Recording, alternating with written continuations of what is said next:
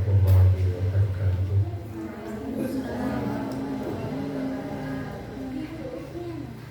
Alhamdulillahirabbil alamin wassalatu wassalamu ala asyrofil anbiya wa imamil mursalin sayyidina wa habibina maulana Muhammadin wa ala alihi wa sahbihi ajma'in, amma ba'du. Hari ini kita akan mengkaji surat Al-Hujurat, ya. Nanti ada yang membaca, ya, nanti saya yang menafsirkan gantian gitu loh. Jadi biar tidak saya saja. Jadi nanti misalnya ada baca teknisnya nanti ya 1 sampai 5 gitu aja. Kemudian nanti terjemahnya apa, terus tafsirnya seperti apa, kan gitu kan? Ya itu nanti kan di situ kan ada terjemahnya kan, ada kan? Dengan HP di sana ono itu, Hujurat, Hujurat. Monggo bagi sing mau saya sinten gantian 1 sampai 5, terus nanti berikutnya gitu ya. Yang akan kita kaji ini dinamakan Suratul Hujurat. Surat ini Madaniyah. Surat Madaniyah itu adalah ma ba'da hijratin nazal. Surat atau ayat yang berkaitan yang diturunkan setelah Kanjeng Nabi Muhammad SAW hijrah ke Madinah. Jadi periodenya itu bukan tempat, nah, tapi Madaniyah Makkiyah itu dibagi atas dasar fase. Jadi kalau misalnya saja sekalipun ayat itu ya turun di Makkah saja, tapi fasenya adalah fase setelah Nabi hijrah, maka itu disebut Madaniyah, ya. Dan tidak mungkin ketika sebelum Nabi hijrah kemudian ada ayat turun di Madinah, itu belum ada. Yang mungkin ya itu tadi. Jadi ketika Nabi sudah hijrah, tapi kemudian Nabi kan pernah Fathu Makkah, Fathu Makkah, kemudian ketika dalam Fathu Makkah itu, dalam proses itu kemudian ada surat yang turun atau ayat yang turun, maka itu disebut sebagai Madaniyah, meskipun turunnya itu di Mekah, tapi karena fasenya sudah fase Madinah maka disebut Madaniyah. Nah, surat Hujurat ini termasuk Madaniyah, ya. Jumlahnya berapa ayatnya? Thamaniyah asyrota ayatin. Jadi 18. Ya. Nah, kenapa dinamakan Hujurat? Karena ini berkaitan dengan peristiwa, ya. Peristiwa suatu saat ada orang Badui Arab yang dia itu pengennya sih mertamu kepada Kanjeng Nabi Muhammad Sallallahu Alaihi Wasallam. Nah, tapi karena wong Badui itu wong desa, Arab Badui, Arab desa. Wong desa itu kan ceplos, ya. Nek kepengin yo ngomongi banter nyeplos kan. Maka ketika itu Kanjeng Nabi Muhammad Sallallahu Alaihi Wasallam itu masih di daleme, ya, dan rumahnya Nabi itu tidak seperti rumahnya raja, tidak seperti itu, tapi sangat sederhana, hanya kamar. Jadi istrinya itu punya kamar gitu. Nah, Nabi saat itu masih ada di dalam rumah istrinya, ya. Kemudian rombongan orang Arab ini kepingin ketemu Nabi, dan dia di Masjid Nabawi. Dan karena Nabi tidak keluar atau belum keluar menemui, maka bengok-bengok. Ya kayak umpama saya di sini, masjidnya kan di situ. Beliau orang-orang itu bertamu nongkono. Nah, kok ketemu Muhammad, bengok-bengok. Kaya dening manggil koncone dhewe. Ya. Nah, karena ini berkaitan dengan kamar-kamar tadi, maka dinamakan hujurat. Hujurat itu berbagi kamar, dan itu rumah Nabi itu ada kamarnya 9. Itu 2, 3, 4, 5, 6, 7, 8, 9. Oh, gitu ya. Dan ya kecil-kecil. Itu kecil-kecil, ya. Dan itu adalah kamarnya al-mu'minat, ummahatul mu'minat at-tahirat radhiyallahu anhunna. Jadi istri Rasul Muhammad sallallahu alaihi wasallam. Nah, surat Hujurat ini juga kadang disebut sebagai suratul akhlak wal adab, ya. Surat akhlak dan surat adab. Ini karena ini nanti akan berisi tentang adab, tentang akhlak. Bagaimanakah seharusnya seseorang itu muamalah atau seserawung dengan orang yang khusus itu seperti apa. Jadi tidak asal. Nah, wong Arab ini kan tadi, Arab Badui ini karena mereka peradabannya rendah, ya, maka orangnya nyeplos gitu. Tapi nyeplosnya kadang-kadang juga ada manfaatnya, ya kan? Seperti misalnya saja tentang hadisnya Duliatin, itu kan yang nyeplos kan suatu saat Nabi pernah sholat, kalau nggak asar ya duhur karena 4 rakaat, tiba-tiba 2 rakaat salam, kan? Nah, sahabat yo sing liya iki sing alus-alus kayak Abu Bakar, sahabat-sahabat yang akad tidak berani tanya. Begitu Nabi keluar, kemudian ketemu sahabat Duliatin ini, kok Arabi, wong diso, langsung takon, ya Rasulullah, aku sirotis sholah amnasita ya Rasulullah. Rasul, ya dengan tadi kok sholat mau 2 rakaat niku kosor, napa jenengan lali? Ya, langsung.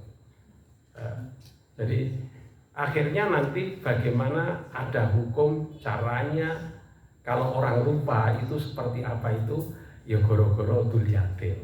Wong nyeplos ya nang gunane, ya kan? Tapi ya nek salah arah, ya, maka nyeplos itu jadi persoalan.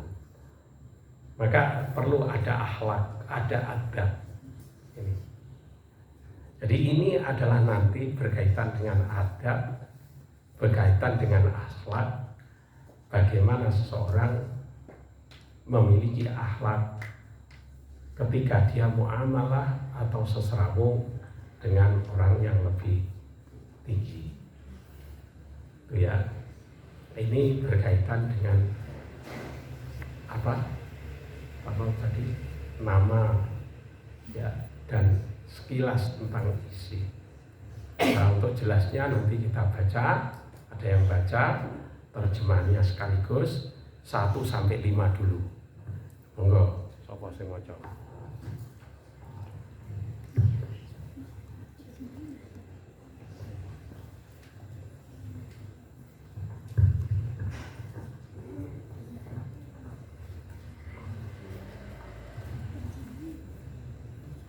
Baca.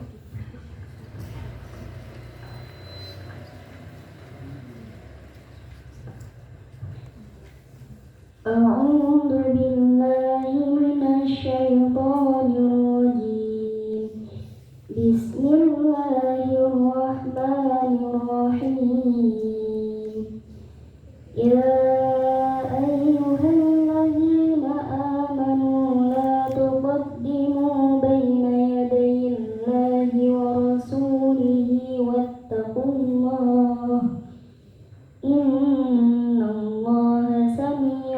عليم يا أيها الذين آمنوا لا ترفعوا أصواتكم فوق صوت النبي ولا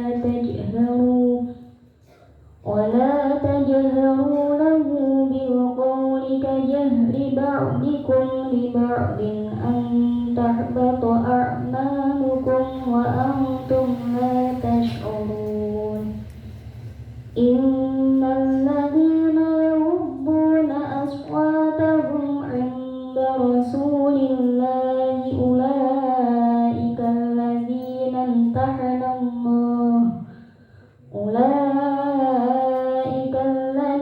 امتحن الله قلوبهم للتقوى لهم مغفرة وأجر عظيم إن الذين ينادونك من وراء الحجرات أكثرهم لا يعقلون ولو أنهم صبروا حتى تخرج إليهم لكان خيرا لهم والله غفور رحيم.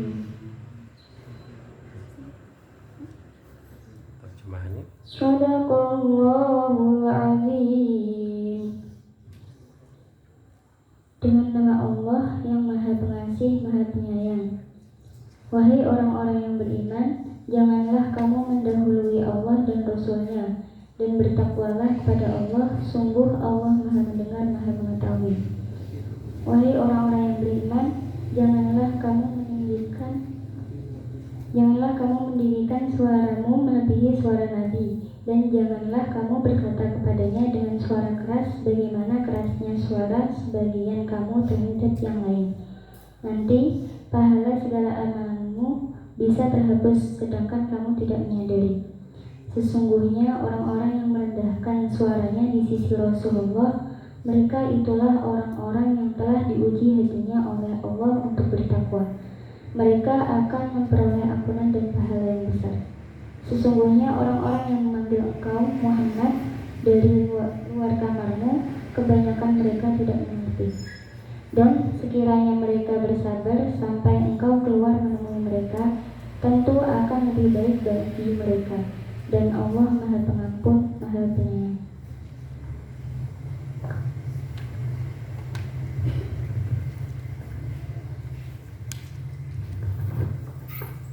Jadi ayat 1 tadi itu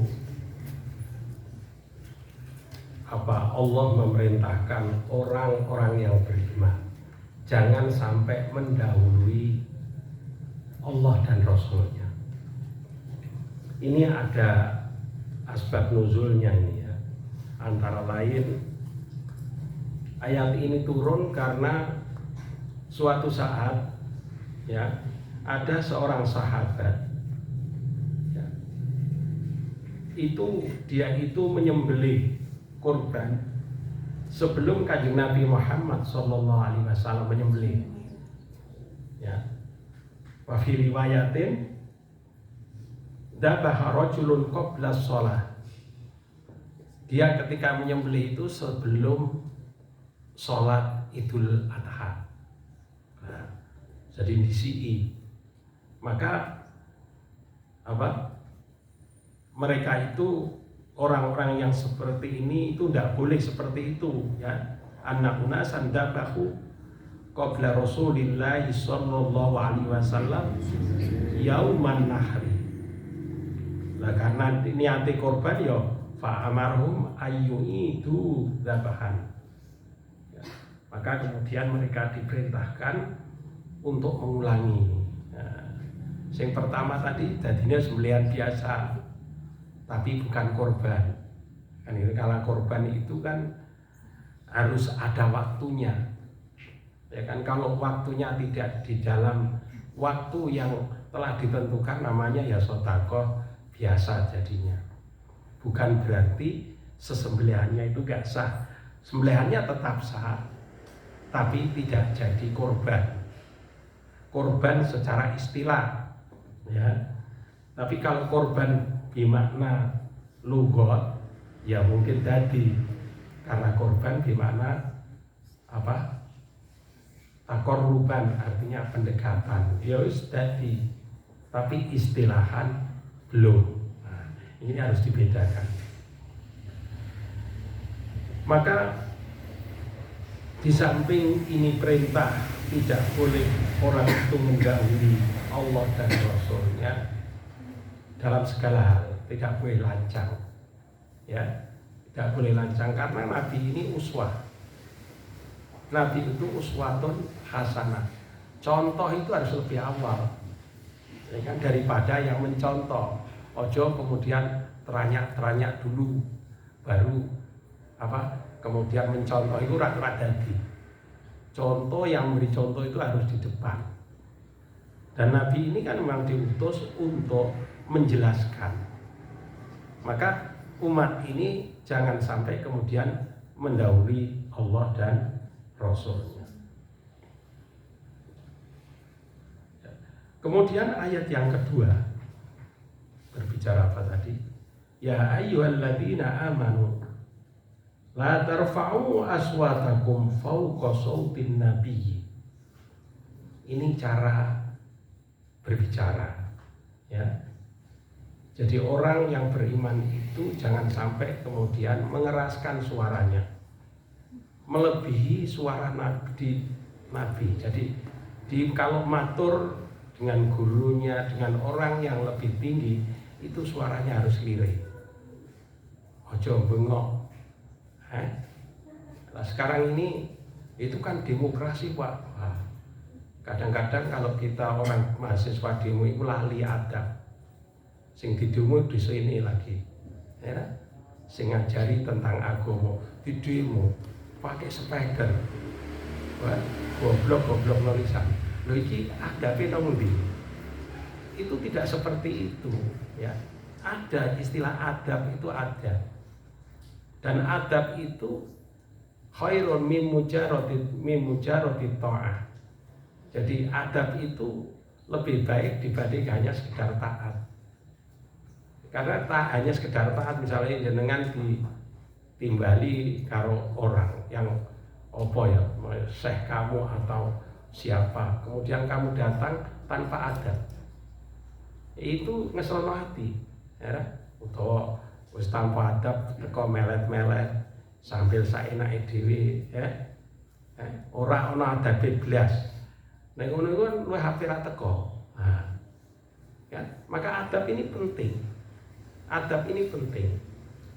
Nah, kadang-kadang sekarang ini atas nama demokrasi, atas nama kesetaraan, sehingga orang ini kehilangan ini.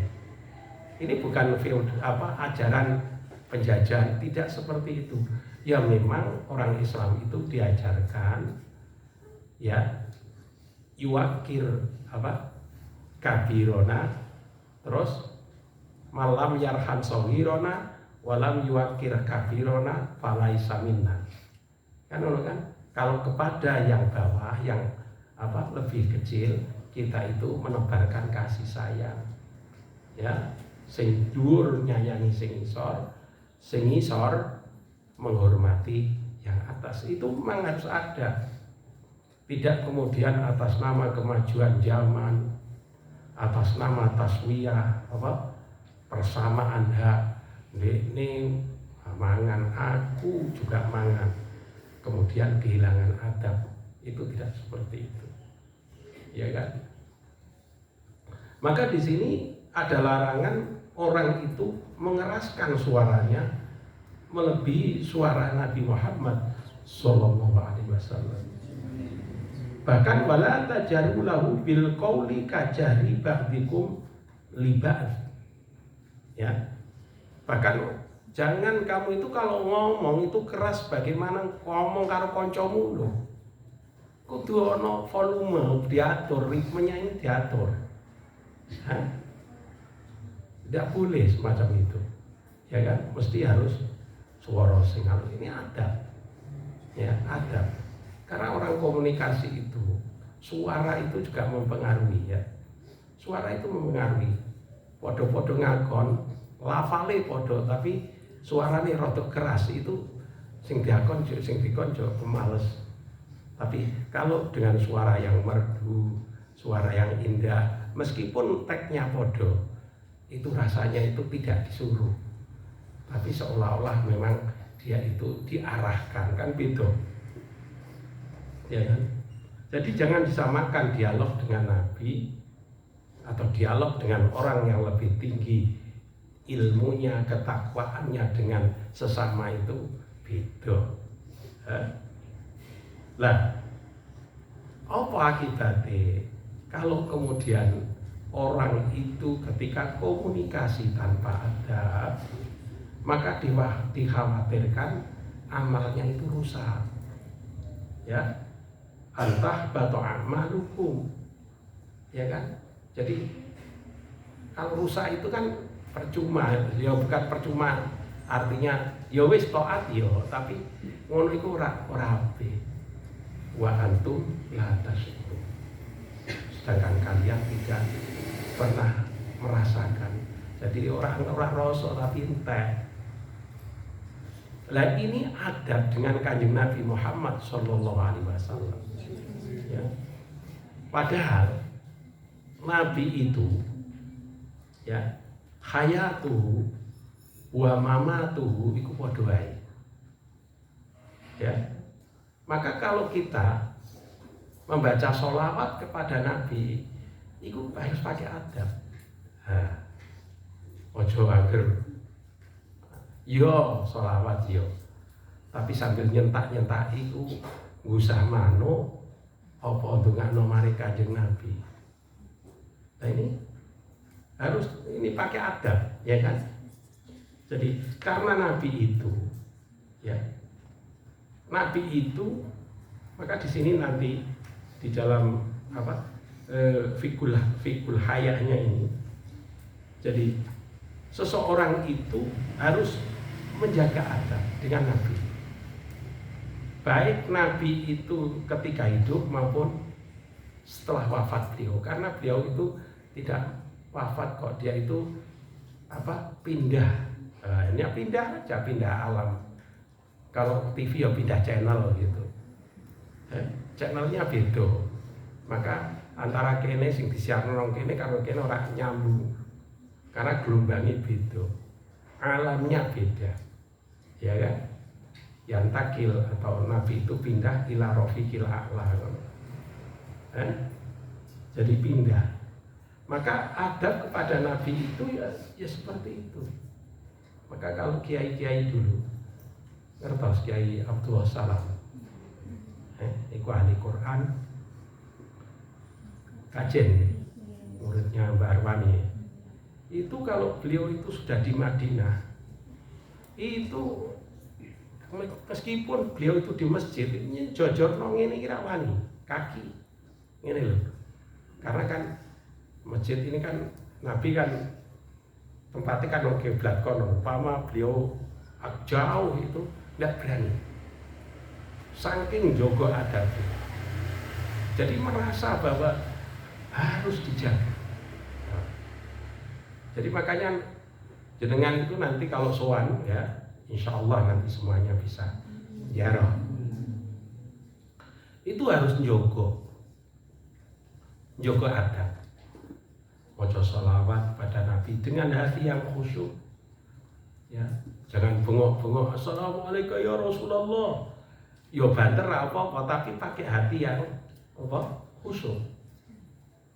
Kan ono swara banter tapi penuh adab kan ono swara banter rak pakai adab ya juga ada.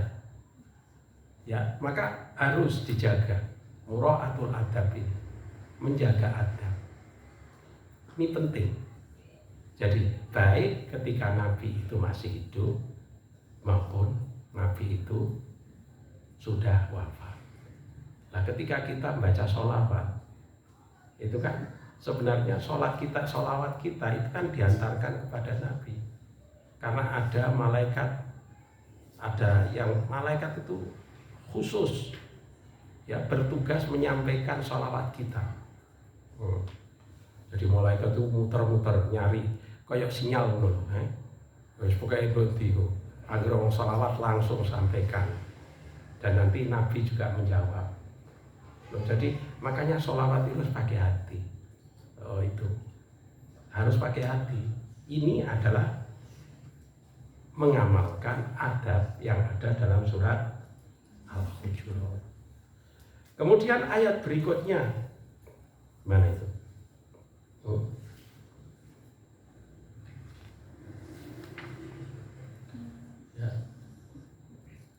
Innal ladina yaghuduna aswatahum inda Rasulillah ulaika alladziina imtahanallahu qulubuhum littaqwa. Ayat ini ya. Ayat ini itu ketika ayat tadi larangan latar fau aswatakum tadi. Fau qasautin nabi. Itu ada salah seorang sahabat itu di pinggir jalan itu nangis. Begitu ayatnya itu turun nangis. Karena dia itu sudah biasa ngomongnya itu keras. Jadi volumenya itu kadung istilahnya wong memangkau gaban kokono. Kayak wong daerah gunung atau pantai itu ngomong kan nerak banter kan orang ngomong. Lah itu dia itu nangis. Karena dia itu merasa bahwa ayat ini itu saya gitu. Ayat ini saya. Maka sahabat Abu Bakar Siddiq itu, beliau itu kalau sudah bicara dengan di depan Rasul Muhammad SAW itu sampai koyok ora krungu suarane. Wah, halus banget. Halus banget. Aku di kanca sing model ngono. Jadi ini umpama ngomong sampai aku harus ngene. Duwe. Ya sering tak ceritakan karena ya itu mau ya Allah sering baca sholawat wonge ora roh wong kudus tapi ora roh simpang 7 roe menara PBS dhisik iku ngono kok biskup gedung biskup ora ora arti boleh saiki roh itu ora tapi mungkin itu. Jadi termasuk wong apa itu? Orang langka tapi langkane apik. Ora kakean dosa meneng ae nek disopo. Disopo nek ngomong nek butuh dan ngomongnya halus banget. Maka dulu almarhum almarhumah Kiai Mansur ketika ngajar kira asapa itu beliau itu boso ring murite sing siji ngono. Roiko ora karuan. Sepundi kan? Oh. Jadi ngundangi kan. Jadi hormat. Padahal beliau itu gurunya. Hormat mari muridé kok saking yo ora arti bos. Lakone luar biasa. Abu Bakar itu seperti itu. Jadi maka innal ladina apa namanya? Yaghuduna aswatahum inda Rasulillah ulaika alladziina imtahanallahu qulubahum littaqwa. Lahum maghfiratun wa ajrun 'adzim. Ini. Jadi itu adalah orang yang memiliki sikap ketakwaan yang lebih itu. Dan baginya maghfirah dan pahala yang sangat luar biasa. Sebaliknya ini innal ladzina yunaduna kami wara'il hujurat aktsaruhum la yaqilu. Muhammad wong sing bengok undang kowe lho mi wara'il hujurat dari belakang kamar karena di masjid posisinya. Jadi hujuratnya Nabi itu dengan masjid tidak jauh ya. Jadi ya tidak jauh sama kayak kira-kira kau kene rene lah. Cuma madhepe orang ini. Jadi dekat sekali. Maka kalau Nabi misalnya ketika Nabi hari pertama tarawih kemudian sahabat ikut, hari kedua tarawih sahabat ikut, kemudian hari tertentu beliau tidak keluar.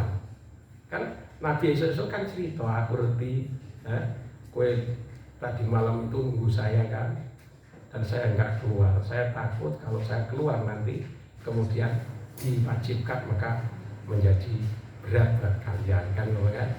Hati saya kan ngomong, nah, itu karena memang ketok pinceng, rumahnya bukan rumah permanen ini. Yang ini tak ketok pinceng, tak ketok. Jadi sangat-sangat sederhana. Kalau ingin sunnah Nabi ya itu, omai sangat sederhana, ya kan? Tur mangane, ya kan? Ya nek ono ra ono poso, itu sunnah Nabi, ya kan? Ojo sunnah Nabi sing gaya-gayanan tok, sing temenanan ngono. Ya, sing temenanan.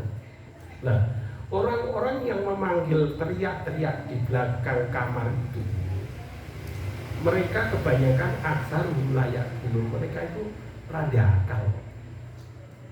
Nah, jadi itu merupakan labeling yang diberikan oleh Allah kepada orang-orang yang tidak punya adab. Orang ada adab ya rada akal. Wong iku ngerti nabine kok Muhammad orang ngono lah. Undang dia ya Nabi Allah, ya Rasulullah. Orang kemudian Muhammad. Iku Muhammad sopo.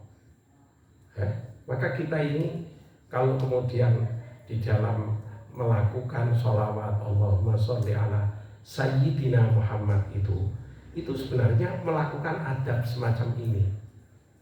Karena kalau langsung Allahumma sholli ala Muhammad, yaitu Jibril kan friend, ya kan sholawat Jibril kan itu kan, ya nah Jibril itu kan close friend, soulmate lah, ya lo iya, kan wis kene kanca iku ya dhewe, rene anu kan. Coba nek ora kanca kemudian melu tiru lho kowe iku sapa? Kowe Jibril. Ya kan? Maka kita itu, karena kita itu dengan Nabi itu penuh dengan adab, maka kemudian menyebutkan Nabi Muhammad SAW itu tidak hanya jauh langsung jengene. Sebagaimana Rasulullah Muhammad SAW, baru Rasulullah Muhammad, ya Nabiullah Muhammad, ya kan? Atau Sayyidina Muhammad, kan? Karena ini labeling bahwa kita itu menjaga adab. Kita ini bukan siapa-siapa, kita itu umate, ya, bukan sahabate. Sahabate aja tidak boleh mengeraskan suara, dia harus mura'atul adab. Lah kita ini umate sahabat ora, tabiin ora, tapi terus kan ini kan kita level piro kok kemudian Muhammad kayak koncone Muhammad kalau sate apa jangan seperti itu, jangan seperti itu ya, karena ketika kita sholawat kepada kanjeng Nabi Muhammad SAW itu sebenarnya kita itu Nabi itu mengetahui karena disampaikan ono channel khusus, gelombang khusus gitu. Innalillahi sayyahin kan ada gitu. Jadi ono malaikat yang senantiasa muter-muter, dan ketika ada orang sholawat maka itu disampaikan. Jadi gambarannya kayak sinyal loh. Begitu langsung connect. Jadi online langsung. Dan cuma kita tidak bisa merasakan, tapi itulah yang terjadi sebenarnya hubungan kita dengan kanjeng Nabi Muhammad Sallallahu Alaihi Wasallam. Monggo berikutnya.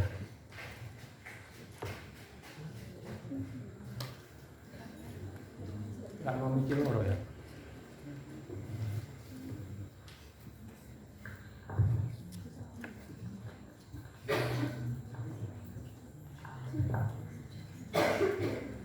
Lanjut apa ya? Besok lagi ya.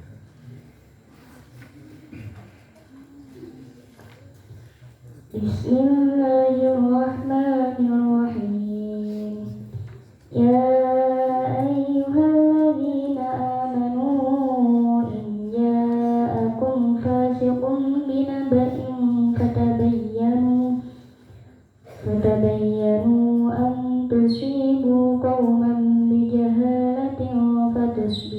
على ما فعلتم نادمين واعلموا أن فيكم رسول الله لو يطيعكم في كثير من الأمر لعنتم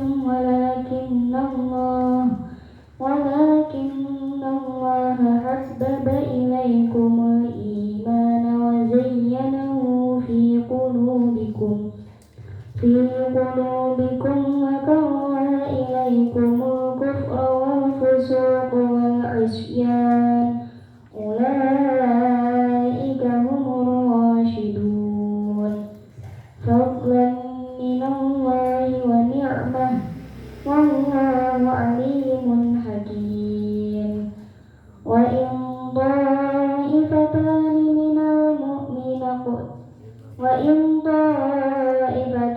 من المؤمنين اقتتلوا فأصلحوا بينهما فإن بغت إحداهما على الأخرى فقاتلوا التي تبغي حتى تفيء إلى أمر الله فإن فاءت فأصلحوا بينهما بالعدل وأقسطوا إن الله يحب المقسطين إنما المؤمنون إخوة فأصلحوا بين أخويكم واتقوا الله لعلكم ترحمون. Wahai orang-orang yang beriman, jika seseorang yang fasik datang kepadamu membawa suatu berita, maka telitilah kebenarannya, agar kamu tidak mencelakakan suatu kaum karena kebodohan atau kecerobohan yang akhirnya kamu menyesali perbuatanmu itu. Dan ketahuilah bahwa di tengah-tengah kamu ada Rasulullah. Kalau dia menuruti kemampuan kamu dalam banyak hal, pasti kamu akan mendapatkan kesusahan. Tetapi Allah menjadikan kamu cinta kepada keimanan dan menjadikan iman itu indah dalam hatimu, serta menjadikan kamu benci kepada kekafiran, kefasikan, dan kedurhakaan. Mereka itulah orang-orang yang mengikuti jalan yang lurus. Sebagai karunia dan nikmat dari Allah, dan Allah Maha Mengetahui, Maha Bijaksana. Dan apabila ada dua golongan orang mukmin berperang, maka damaikanlah antara keduanya. Jika salah satu dari keduanya berbuat zalim terhadap golongan yang lain, maka perangilah golongan yang berbuat zalim itu sehingga golongan itu kembali kepada perintah Allah.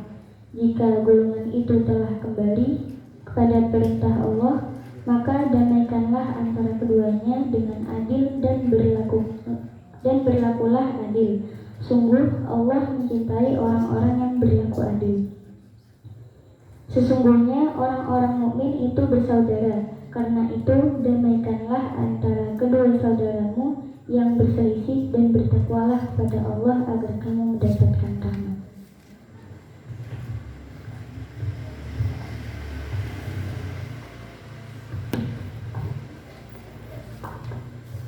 Ayat berikutnya, ya ayyuhalladzina amanu ja'akum fasikum binaba'in fatabayyanu.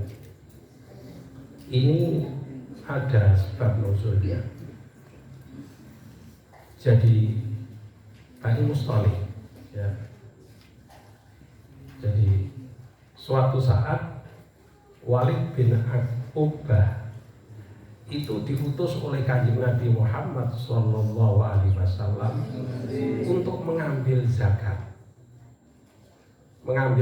Jadi zakat pun harus diambil. Kemana? Kepada Bani Musthalih. Ya. Lah tapi Walid ini ternyata dengan Bani Musthalih ini sudah terjadi al-hiddu, orang so dendam, orang enak, pokoknya komunikasinya itu nggak lancar. Lah maka kemudian Walid ini kembali kemudian memberitahu kepada Rasul Muhammad SAW bahwa Bani Musthalih itu nggak mau bayar dan bahkan mau memerangi, angkat senjata. Kemudian Nabi itu sudah siap karena Manik Uzaka itu kan harus tidak diperangi kan, ya maka kemudian siap. Nah kemudian ada ayat ini, ayat perlunya tabayun.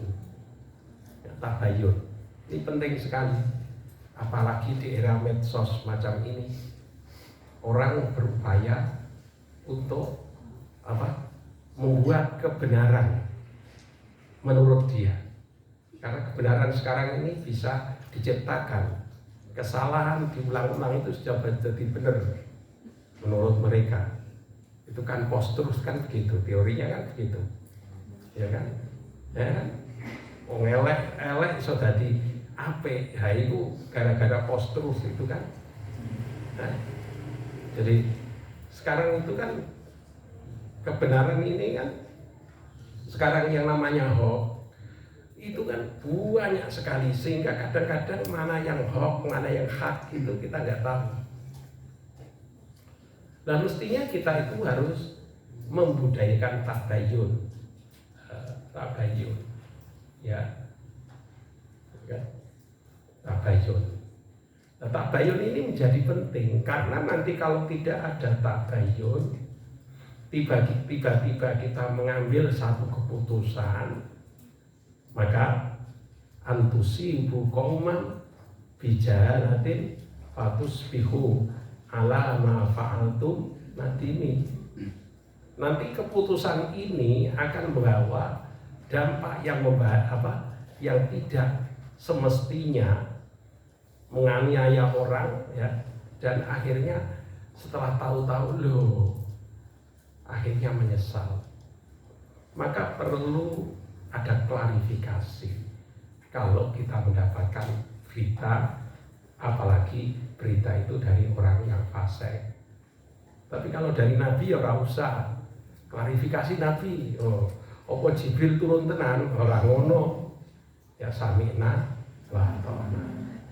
Ya ora perlu klarifikasi karena Nabi itu memiliki sifat sidik, bener, amanah, iso dipercaya, fatonah, cerdas. Jadi nek nyampe itu ora salah karena cerdas.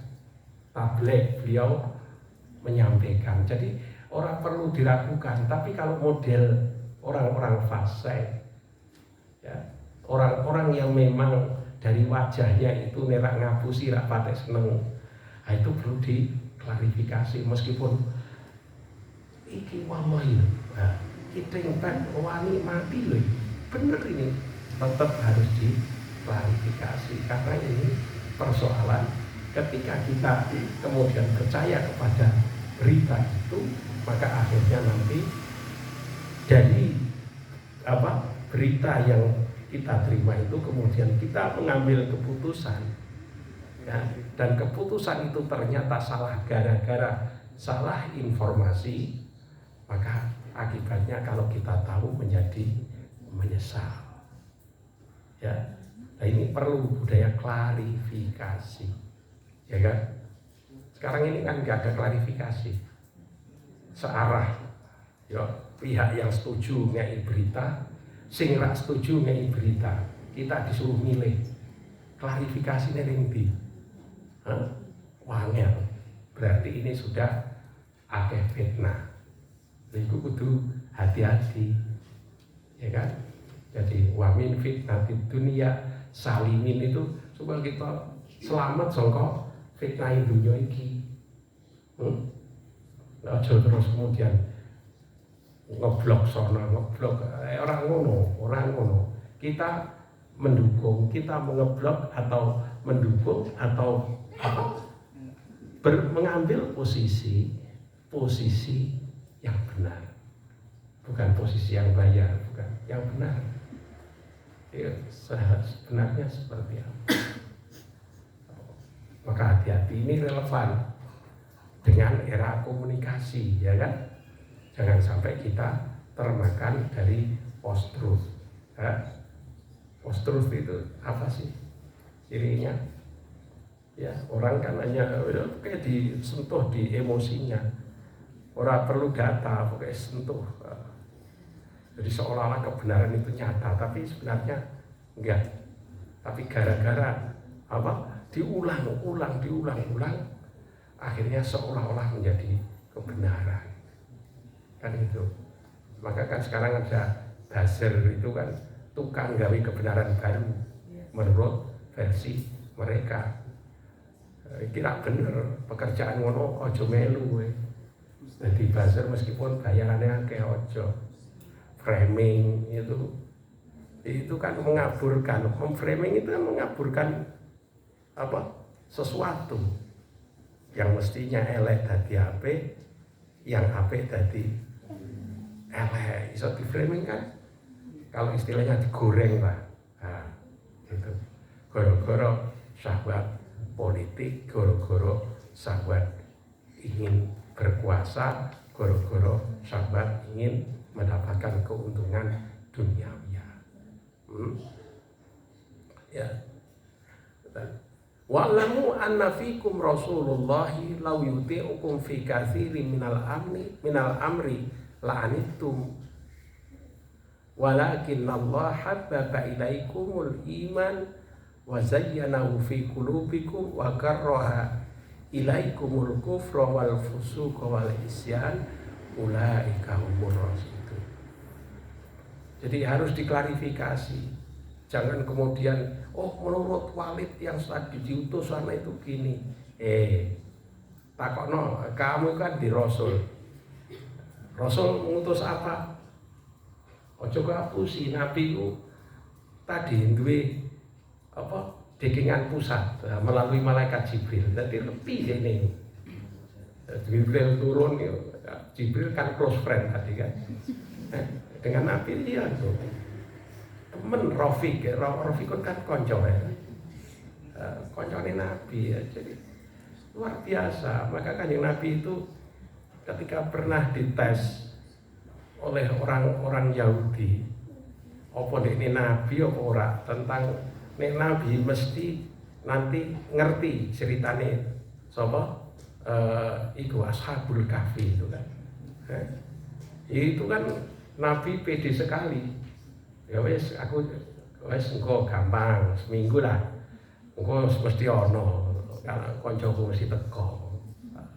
Biasanya tunggu seminggu ra teko Jibril.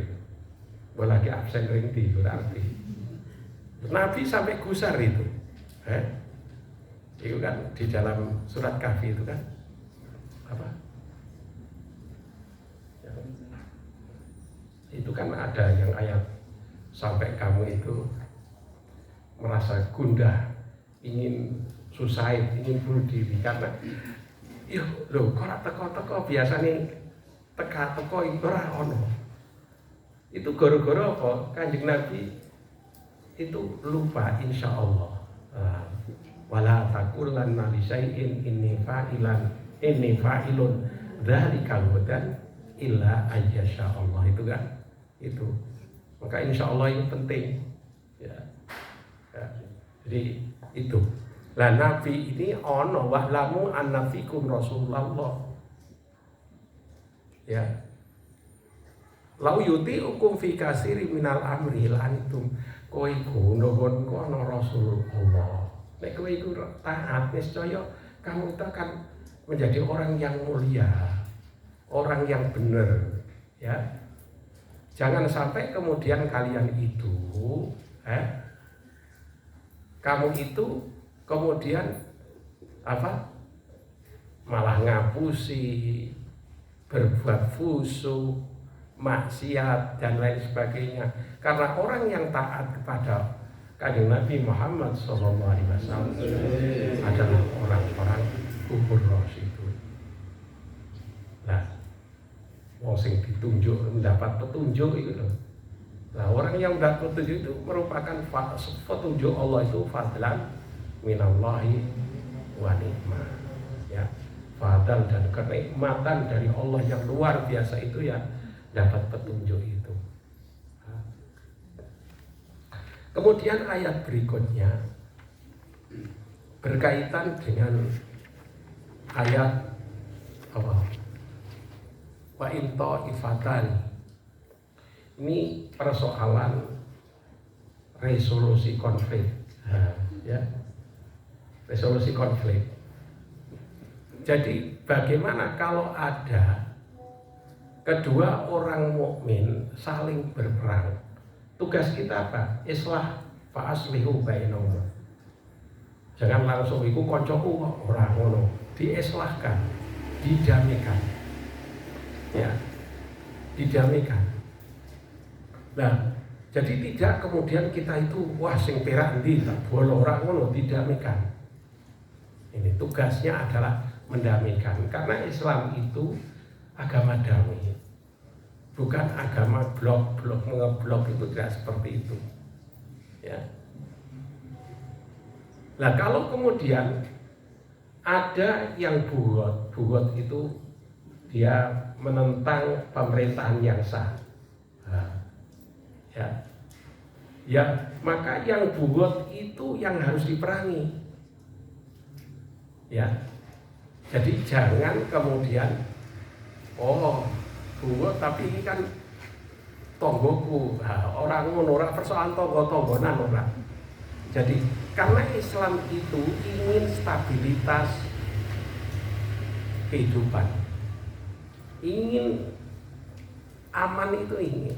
Jadi bukan tadi itu kan saideologi, tapi buat ora iso, ora oleh. Ya, karena apa? Keamanan itu jauh lebih penting daripada sekedar misalnya saja ngeblok atau membangun kekuatan. Ini. Jadi ini berkaitan dengan persoalan, ya.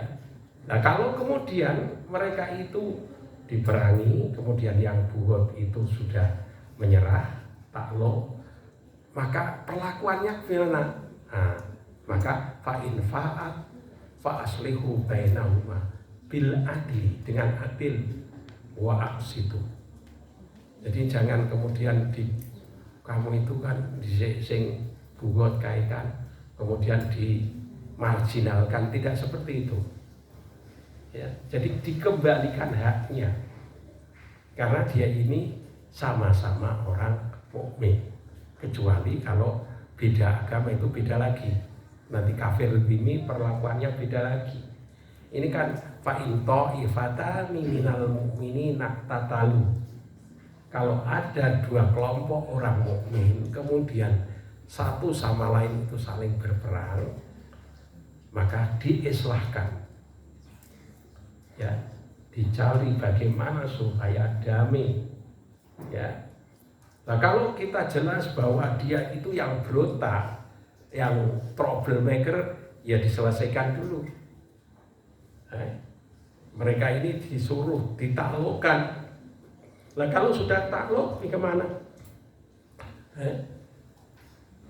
Fa in fa'at fa aslihu bainahuma bil adli, dengan cara yang adil, wa aqsitu innallaha yuhibbul muqsitin. Kenapa begitu? Alasannya ini, innamal mu'minuna ikhwah. Sesungguhnya orang mukmin itu adalah saudara. Ini saudara kan harus adil. Ya. Fa aslihu baina akhwaikum, maka damaikan antara kedua ini teman kamu yang bertikai ini. Wattaqullah la'allakum turhamun. Jadi jangan ngeblok-ngeblok, tapi jadikanlah orang ini innamal mu'minun, mu'min laki-laki maupun perempuan ini litanglib kalau istilahnya. Itu hakikatnya adalah ikhwah, saudara. Nah, maka ya kita itu kalau kemudian ada yang corak, ya didamaikan.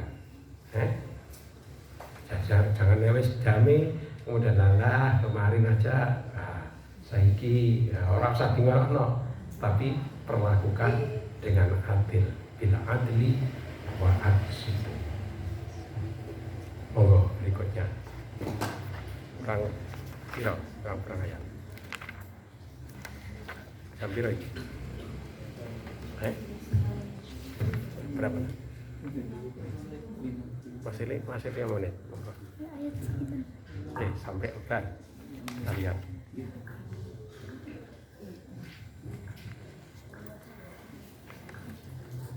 Atau diakhiri iki ayat lagi.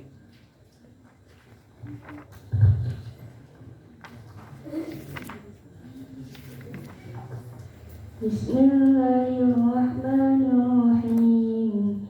Ya ayyuhalladzina amanu la yaskhar qaumun min qaumin asa an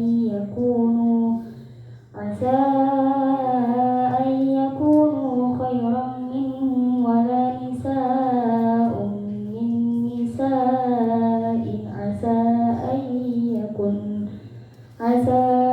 yakunna khairan minhun wala talmizu anfusakum wala tanabazu bil alqab bi'sal ismul fusuq ba'dal iman wa man lam yatub fa ulaika humudz zalimun. Wahai orang-orang yang beriman, janganlah suatu kaum mengolok-olok kaum yang lain, karena boleh jadi mereka yang diperolok-olokkan lebih baik dari mereka yang mengolok-olok. Dan jangan pula perempuan-perempuan memperolok-olok perempuan lain, karena boleh jadi perempuan yang diperolok-olokkan itu lebih baik dari perempuan yang mengolok-olok. Janganlah kamu saling mencela satu sama lain, dan janganlah saling memanggil dengan gelar-gelar yang buruk.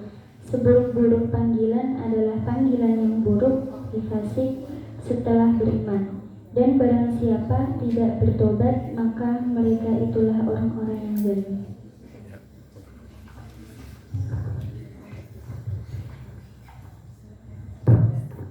Jadi ini berkaitan dengan larangan ya, karena saudara kita itu saudara. Maka jangan sampai satu kelompok dengan kelompok lain itu saling menghina. Saya ini kan lagi wayahe buat geng ya, geng A, geng B. Orang ngono. Islam tidak mengajarkan geng-gengan ngono itu. Tidak boleh kita menghina satu kelompok dengan kelompok yang lain, ora oleh. Karena boleh jadi yang dihina itu, yang dihinakan itu lebih baik. Begitu juga perempuan, ini perempuan kok disebut sendiri, karena biasanya rada bawel ya. Diakui, sampai diakui ini berarti ono khusus ini. Mestinya kan cukup ya ini tadi, layas kaum mumin itu kan termasuk perempuan. Tapi kok jadi ditekankan wala nisaun min nisain. Karena ya biasanya antara perempuan satu dengan perempuan lain itu ya rada gimana gitu kan. Jadi ini disebut ini berarti jenengan harus hati-hati betul. Bukan berarti laki-laki tidak, karena tadi sudah disebut kaum itu laki-laki dan perempuan. Terus ditekankan lagi ini taukid untuk mengokohkan perhatian khusus loh ya iki. Perempuan jangan suka menghina perempuan yang lain loh ya, kan gitu kan. Itu ini karena sekali lagi kita itu adalah saudara, maka sebagai saudara kita harus memperlakukan secara adil ya. Itu saya kira mudah-mudahan bermanfaat. Alhamdulillah.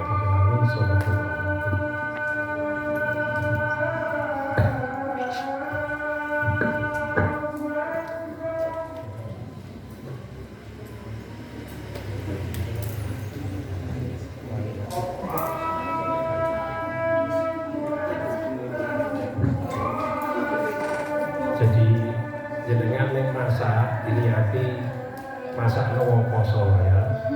Dan ganjarane akeh. Nah, laki-laki juga setakat dari nek masak juga niatnya masak wong poso. Jadi dia poso sedino wis poso pirang-pirang dino ya. Begitu juga kalau miliki aja merasa di jadikan sebagai pesuruh, enggak ada yang pesuruh, tidak ada. Semuanya adalah mulia, ya.